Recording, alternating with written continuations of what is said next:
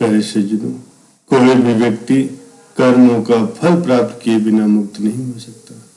कर्म के आगे किसी का जोर नहीं चलता।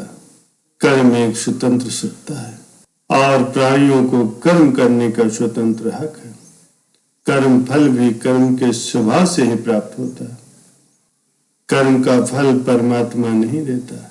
व्यक्ति जो करता है वही उसे मिलता है। अच्छे कर्म करता है तो अच्छा फल मिलता है और बुरे कर्म करता है तो फिर बुरा फल मिलता है।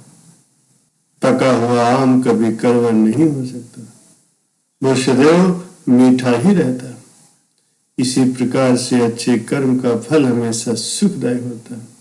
हमें सर्वदा अच्छे कर्म, श्रेष्ठ कर्म और उत्तम कर्म करने चाहिए, जिससे आत्मा को सुख प्राप्त हो, आत्मा की मुक्ति हो और सभी के लिए हितकारी हो। ऐसा श्रेष्ठ कर्म सदैव करना चाहिए।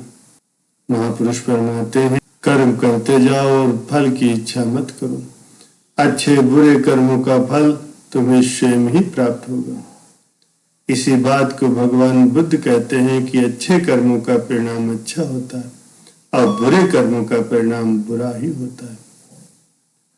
महापुरुष फरमाते हैं कि व्यवहारिक दृष्टि से भी कोई मनुष्य यदि मदिरा पीने का कर्म करता है तो मदिरा पीने का परिणाम उस मनुष्य को प्राप्त होता है। इसके विपरीत यदि कोई व्यक्ति शहद पीने का कर्म करता है तो उसकी जिह्वा मीठी हो जाती है। ठीक इसी प्रकार से सब कर्मों का अपना अपना प्रभाव होता है। वो अपने कार्य के अनुसार अपना स्वभाव छोड़ता है।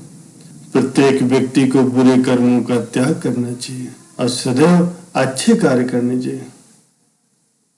अच्छे कर्म करने पर भी कभी अभिमान नहीं करना चाहिए। प्यारे सज्जनों, कई लोग कर्मों में विश्वास रखते हैं और कई लोग नहीं रखते। कई लोग मानते हैं कि कर्म फल अगले जन्म में भोगने पड़ते हैं और कुछ का मानना है कि कर्मों का फल इसी जन्म में मिलता है। मैं आपको एक उदाहरण देकर के बताता हूं कि एक सगे भाई ने अपनी सगी बहन को ठग लिया। सगे भाई ने अपनी शादीशुदा बहन को कहा कि अपने पिता के घर में से, जिसमें दोनों भाई बहन बराबर के हिस्सेदार थे, उसमें से अपना नाम हटवा ले, क्योंकि वो नया घर खरीदना चाहता था और चूंकि बहन सुखी परिवार में ब्याही थी, उसे कोई कमी नहीं थी।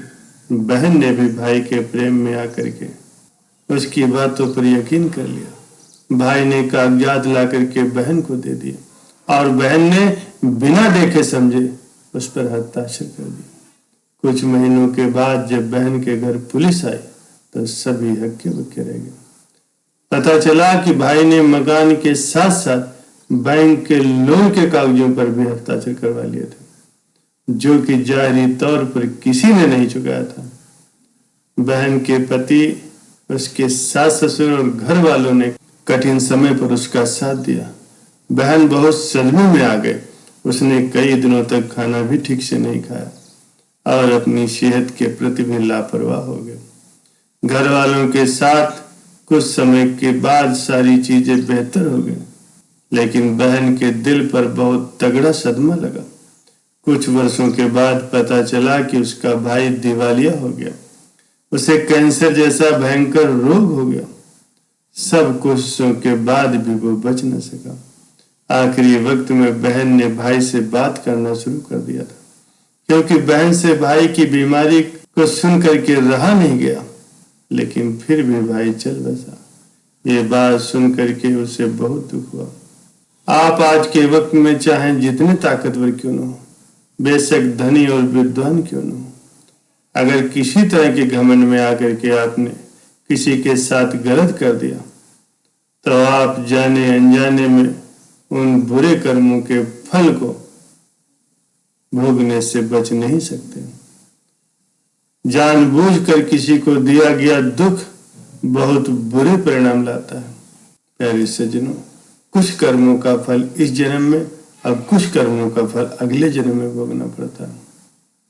प्यारे सज्जनों, हम अच्छे या बुरे कर्मों के फल को इसी जन्म में कैसे खत्म कर सकते हैं, जिससे वो अगले जन्म में न जाए।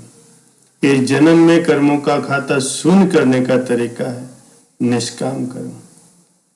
इससे हम कर्म तो करते हैं लेकिन उनका फल नहीं बनता, क्योंकि वे कर्म आसक्ति और अहंकार के बिना परमात्मा का ध्यान करते हुए निस्वार्थ भाव से किए जाते हैं।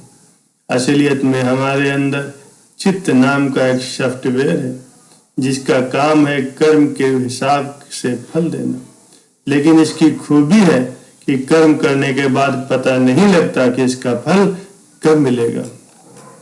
कई बार फल तुरंत और कई बार कुछ समय के बाद, और कई बार तो आप अनुमान भी नहीं लगा सकते कि जो कर्म आज किया उसका फल कब मिलेगा। वैसे ही पता नहीं कि जो फल हम आज भोग रहे हैं वो न जाने पिछले किस जन्म का फल है। प्यारे सज्जनों, कोई भी कर्म तब तक फल नहीं देता जब तक कि उसका फल किस प्रकार से आएगा ये तय नहीं हो जाता। इसलिए कर्म फल के समय को जान पाना बड़ा ही मुश्किल है। यही कारण है कि हम इस जन्म में किए गए कर्मों के फल सिर्फ इसी जन्म में ही नहीं भोगते, बल्कि आगे आने वाले कई जन्मों में भोगा करते हैं। उसी को ही हर जन्म का प्रारब्ध कहते हैं।